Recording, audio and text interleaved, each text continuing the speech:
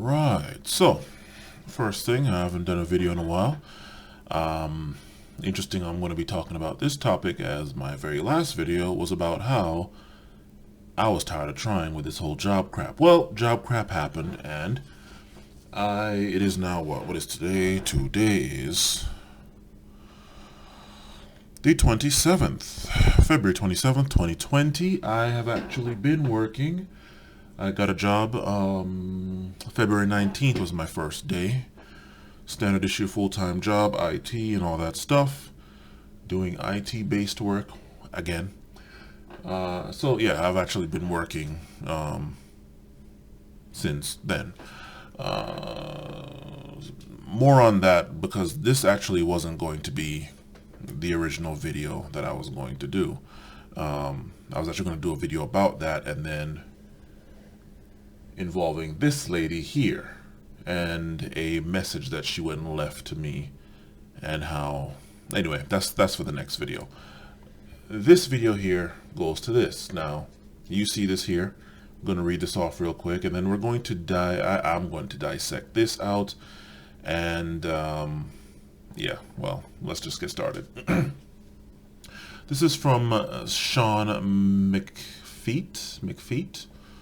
Hope I pronounced that right. I don't know if that's a name from somewhere and maybe it's pronounced differently, but Shawn McPhee. Okay. You see the creds, the credentials, the creds, and all that.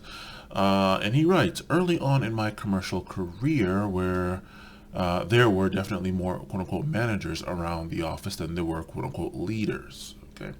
Hierarchical structures, rules and rigid hierarchical structures, rules and rigid structures were the order of the day in the main. It was all about getting the task done. Thankfully, this has evolved over the years. It's still work in progress, and whilst I have named this the evolution of the modern leader, for some organizations it's more like a revolution. Okay. And here is his illustration. Now, I don't even know how I came across this because I was doing something else, but I happened to see this and I looked it over and I'm like, wait a minute, something doesn't seem right here. So let's just start with this is the past, this is the old school way of doing things. This over here is the new school way of doing things, or potential new school. Okay. To which point, I was actually going to write this out, but it's too much to write out. I have it here. You might not be able to read this, so here we go. As someone whose entire life has been in IT, has been IT, as someone whose entire work life, has been IT, and one that always asks myself, quote, couldn't this have been done over the network through VPN? I didn't have to commute here. Or, quote, I bet this entire meeting could have been done over Skype. I didn't have to get out of bed, much less spend the time and gas to come here. I have to say, I'm not buying this. The quote-unquote past way of doing things is what this supposed quote-unquote future stands on. The past way has proven to get things done. The past way also wasn't completely how you're making it out to be. And then I write that this is too much to write, so I'll simply link this video. This video is what we're doing right now. So let's get started. Demand respect. Yes, of course. This one, more oftentimes than not, they did, and I just had a problem with this thing. Demand respect. I demand respect. You see this a lot with women, especially women in the workplace and all that stuff. I demand respect, and really just anywhere, just anyone, anywhere. And it's like, you have done what exactly? Especially to me or for me that I owe you respect, especially considering that I'm being told that that nobody owes me anything, but yet you, some random person, just comes and I all of a sudden owe you whatever, in this case respect. No, like you gotta go earn that, which is right here, and we'll get to that in a second. So demand respect, okay, no, you can earn it. However, there might be a simple baseline respect as, oh, well, this is the manager, this is the CEO, and I am a tech or a temp or something like that. So Demand respect should probably be more baseline. 33 strategies of war, or maybe it was 48 laws of power. I forgot what the word they used there was, but yeah, not so much demand respect, but more a baseline bit of, I don't know, decency or courtesy, or for lack of a better term, decency or courtesy. I don't know. Task driven. Yeah, you have a goal, a definite goal, end goal in mind. You need to get to that goal. You are at point A, it is at point Z, and you need to go through the entire alphabet, God knows how many numbers, to get to said Z. Yes, there's a task there to do. That's how stuff gets done. If it's so, that's one that yes needs to go, and it wasn't even really like that, and this needs to stay. If it isn't broken, ask anybody that has to do any kind of fixing of anything, be it cars, or in my case, computers or anything. Yeah.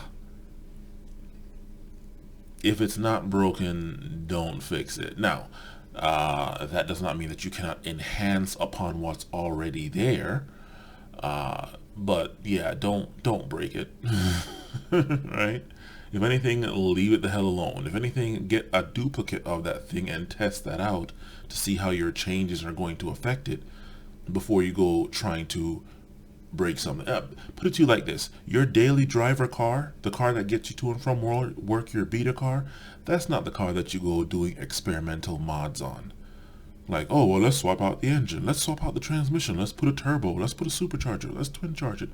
You don't do that with your daily driver, okay?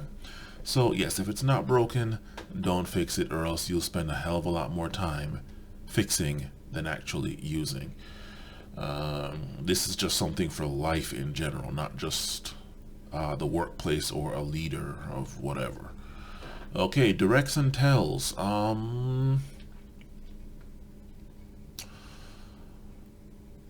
In this case, there's a difference between talking to someone and talking at someone. I believe this is I'd like to think this is more leaning towards the talking at somebody, barking orders, right?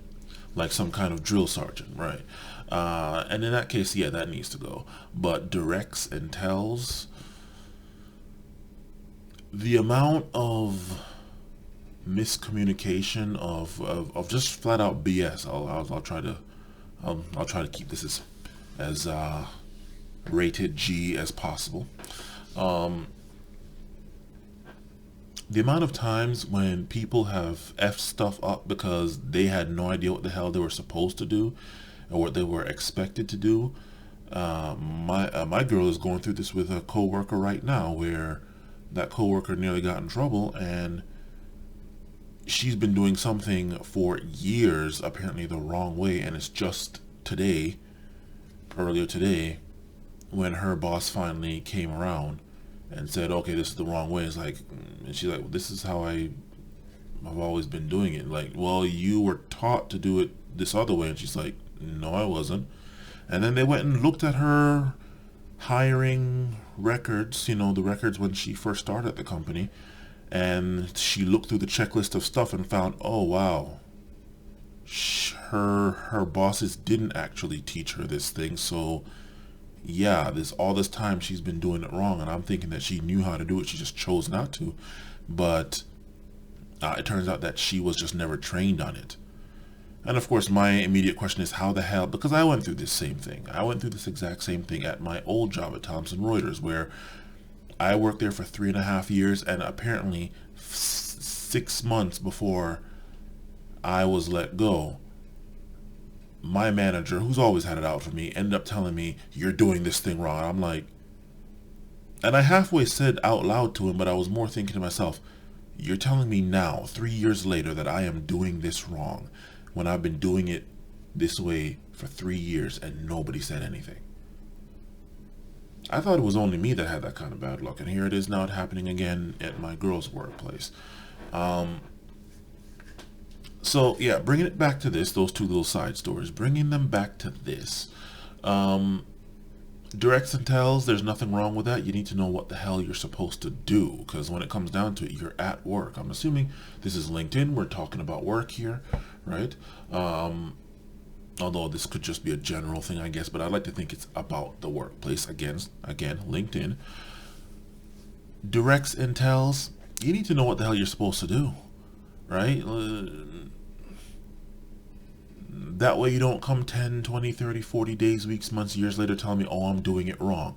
And you just happen to tell me this when you're pissed off at me and want to look for something to fire me over, or you just don't, I didn't do anything wrong, but you just don't like me because you just don't want to like me. And so you want to find some crap to nitpick about. And now you're going to tell me now that it's, no. Direct and tell from the start and let me know what the hell I'm supposed to do, and then get off my ass, and if I need your help, I will come to you. Hides emotion. Yeah, this is the workplace. God, I could go on. I could make a 10-volume thing just on this alone. Yeah, your emotions is irrelevant in the workplace. Go be emotional outside. Go be emotional at home. Right? But at work, there's certain things that...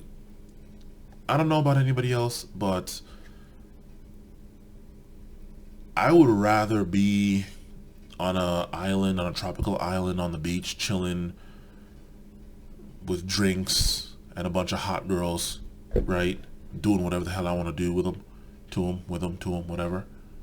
Having an all-expense paid trip through life and be doing that for the rest of my life, rather than being at any workplace, including my new job now, right? Since that's not the case, and since I'm at the job, how I decide I want to feel or I want to be emotional about has nothing to do with anything. The only emotion that I should have is probably being pissed off and rage, and that, when that comes up, it means that something has caused that. You either go to the manager, and if they don't do anything, you head to HR. And then that pissed off and rage can go away, assuming HR does something about it and you don't end up having to go to your lawyer instead. Short of that, there's no emotion that you should really be having at work. Moving right along, IQ focused. Well, considering that this is the past, and in the past less people had degrees and less people were going to college and less people this, less people that, as opposed to the future, I really wonder how this whole IQ thing really worked. I think you needed to just have experience. Not so much a high IQ, but you know what? You could be as dumb as a box of rocks, straight dumb as a pole, dumb as a brick, whatever. If you could do this, that's fine. You know? I don't really think it was IQ focused as it's being output here, but whatever. Lunches for wimps. This one is quite interesting, because at my job, which I'm at right now, I actually find myself eating at my desk and still getting work done. In fact, I don't even find myself clocking out sometimes. Lunches for wimps. This one's quite interesting because I don't know if people allowed you to work during your lunch and get paid for it, as opposed to clocking out, but considering the way regulations and rules are, yeah, you're expected, especially if you don't get paid lunch, you're expected to clock out. You don't have to eat lunch if you want. You can keep working if you want, but you still need to clock out. Because of regulations, it needs to show that, hey, we are not working you like a slave, like some Chinese sweatshop laborers. You need to go take a break, at least on paper, even if you want to keep working of your own freedom and free will. So this whole lunches for wimps thing, I don't really think that was more an old way of doing it, or the past. I think that's more what certain people did, because they think that the extra hour they get, oh my god, hour is going to give me an advantage over the next man or the next woman or whatever, my competitor or whatever, especially hours overtime every day. Yeah.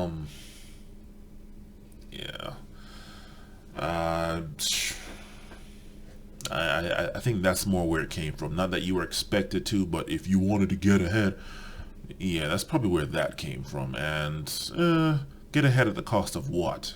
You know? Again, the most extreme case of this, and you can feel free to go Google this. There was a Japanese guy that died, a young guy in his 20s. His heart just simply stopped because he died on the train simply from exhaustion of being overworked. And from what I've come to understand, he chose to work that hard. I'd have to go see that article again, but I don't think he was being forced to do that by his employer.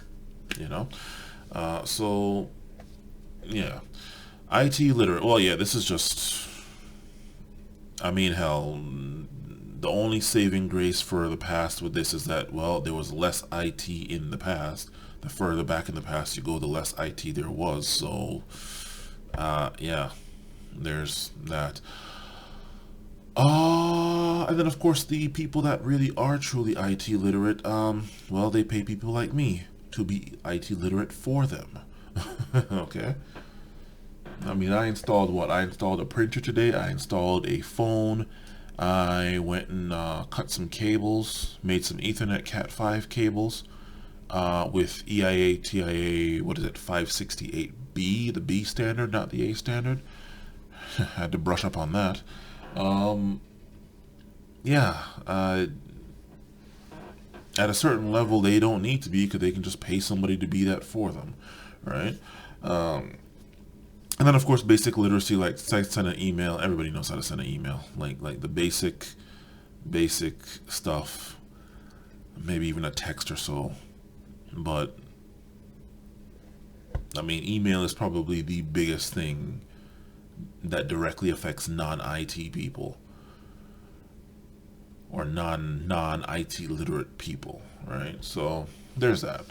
Now let's move on to the new school side, and let me check my time. This thing 17. Okay, let's wrap this up. I was hoping to get this done in 10 minutes because I want to go to bed. Earned respect. Yeah, okay, well, we did the whole earning respect thing already. Behavior driven. Yeah, no. Behavior driven. The only way that behavior driven, this only applies to, I don't know, marketing or advertising. But in the workplace, behaviors change like the winds. Behaviors, emotions, moods change like the season, change like the time on a clock. You know,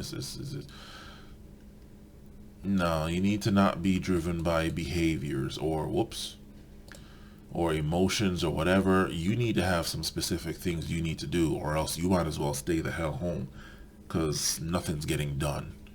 Right? I mean, you can have all the emotions and behaviors and think and feel however the hell you want. But you know what? If this engine needs to go in this car, you can't behavior or feel the engine into the car or you know, I sure as hell, when I had to run those cables today, I couldn't feel like running the cables. I had to go run the damn cables, right? Crimp that shit. You know.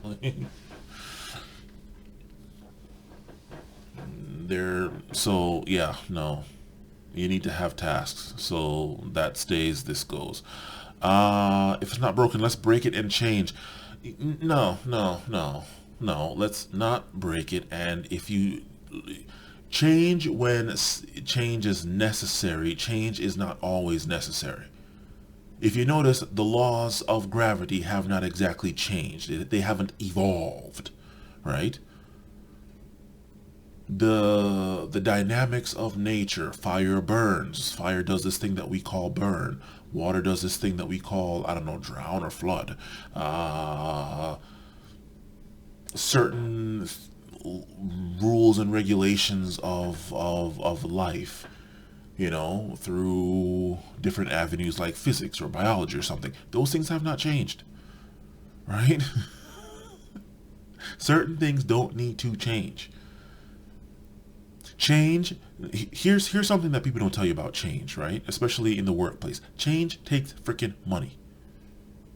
Change takes resources. Change takes time and energy. Hell, I have a whole list of changes From the very first day that I walked into this job that I have right now, I had a whole list of changes. Chief amongst which, they need to get that stuff off the foot. They have one subnet for the entire freaking organ. That's not a security risk. But what? It's not broken. It should be changed, yes. But let's not break it. Let's not change it. It still goes, hey, they might have the entire system rated. They better. Good for them. Right? You can enhance certain things, but who's paying for this change? Because change isn't going to happen, right? This workplace, this corporate object in motion is, or at rest, is going to stay at rest until something comes and acts on it, and that something is always going to be money. So yeah, if there's no money for it, or if there's just not a need for it because this still works, there you go.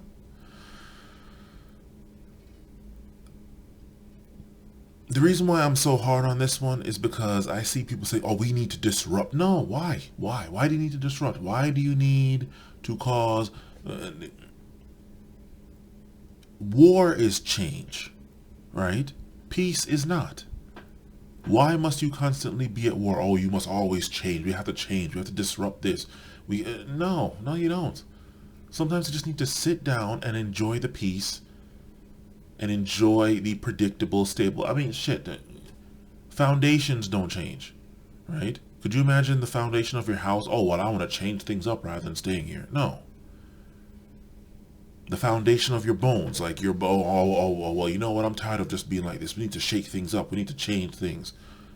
No, certain things need to stay the same over time, right? I could only imagine what would happen if the laws of gravity all of a sudden decide, you know what, screw this, we need to change. We need to evolve and shake things up. And no, right? Every single time I hear people say, oh, evolve or die, you have to evolve, you have to change, you have to progress, I always ask myself, progress to what?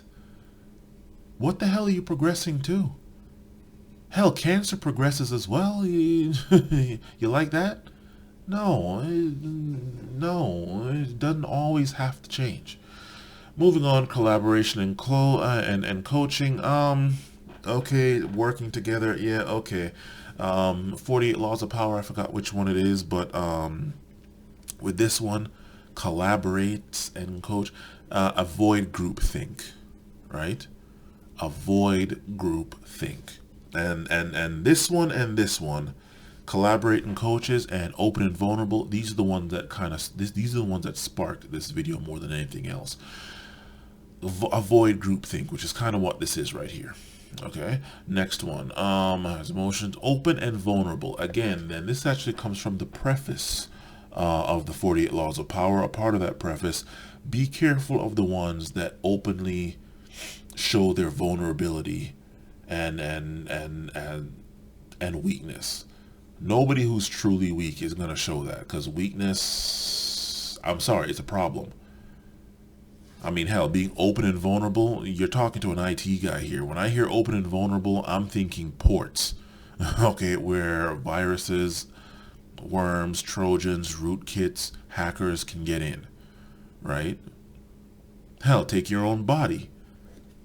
Your body better not be open and vulnerable, or else stuff's gonna get in. Germs, bacteria, we got the coronavirus is now the flavor of the day. Not SARS, not swine flu, bird flu, or anthrax, or all the other stuff that's been out. Mad cow, and all that stuff I haven't heard of anymore. The current drink special is the coronavirus. Well, you know what? I really don't want my body being open and vulnerable and welcoming to that shit, you know? Close that shit off. You know, at the risk of sounding some sort of way, you know?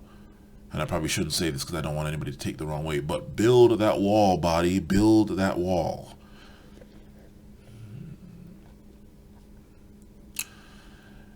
And I suppose I have to say this now. I am not endorsing that wall.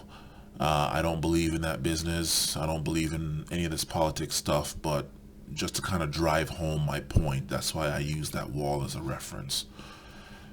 So yeah, open and vulnerable, that leads to problems. Being vulnerable leads to being attacked, leads to being killed. EQ focused, oh boy, Jesus Christ. Again, look, hides emotions, EQ, emotional quotient or whatever. In fact, I have it up here, EQ. Emotional intelligence, EI, emotional leadership, EL, emotional quotient, EQ, that's that one. Emotional intelligence quotient, EIQ, and all of this. With works from 1965, 2004, so it's recent. No, do not be EQ focused. What is the point of this organization? What am I here to do? Again, I would much rather be on a tropical island banging girls, hot girls with drinks in my hand, than here doing whatever the hell this is, even if I like doing this, right? So since I am here, since I am at the latter more than the former, what the hell do you want me to do that I have to take my finite time and energy to do in exchange for some pittance you want to call a paycheck?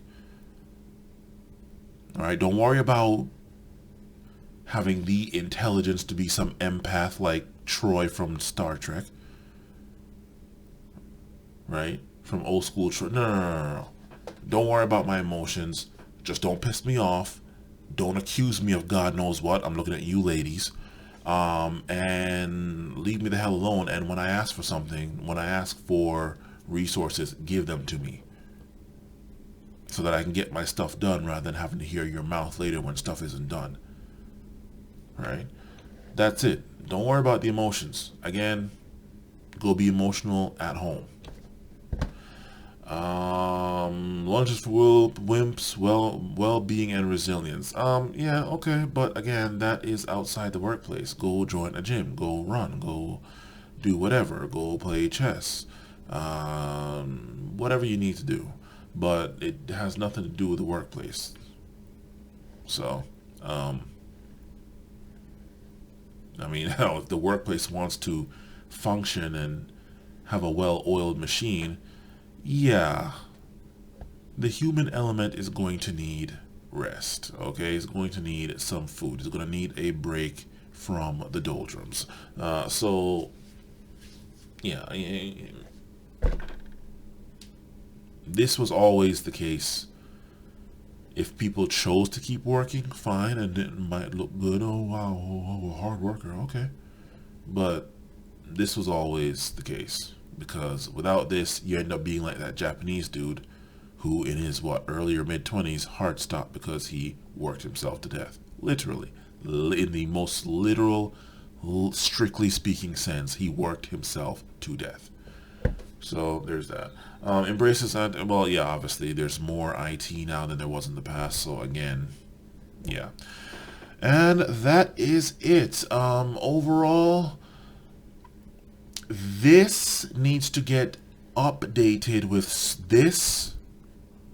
Okay, let's see now. Yeah, all this needs to get updated with this and this.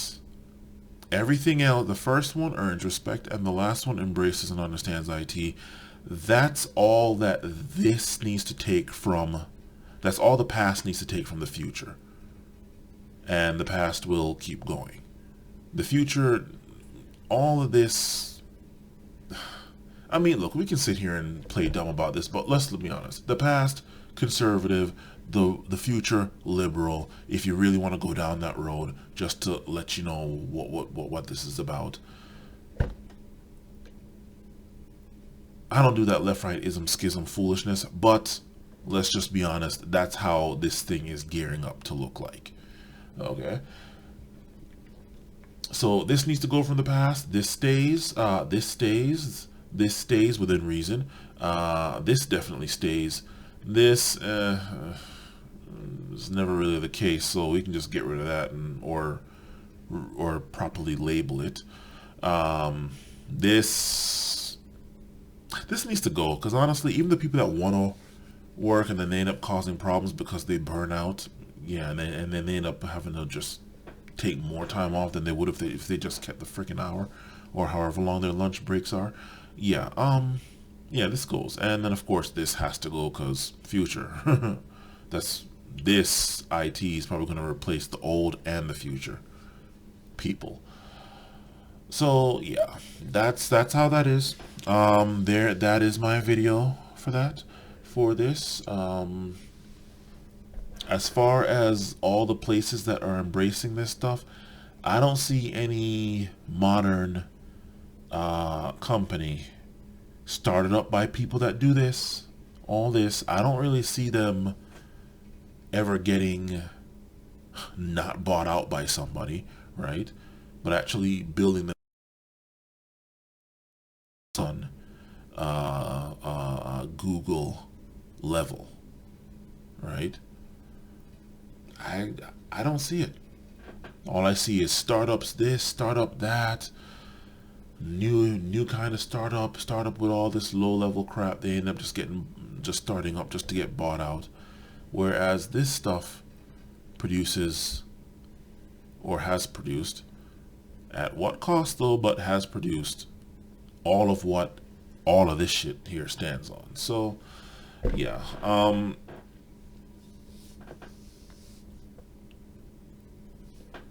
again, we need to keep the past.